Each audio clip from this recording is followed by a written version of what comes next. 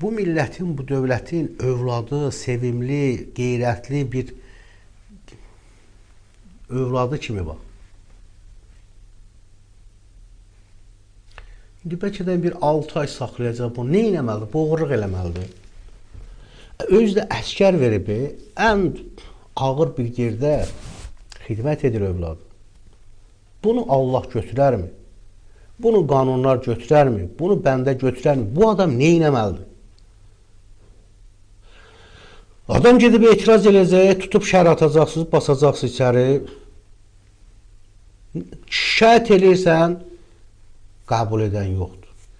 Təzə bir şey yazıblar, nə bilim, 3 rəqəmli nömrələr var, zəy vurun, düşün, musiqi çalır orada, ifa eləyir, qulaq asırsan.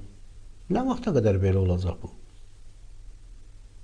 Qardaş, ölkədə güclü islahatlara ehtiyac var. O islahatlar ki, vətəndaş o islahatlardan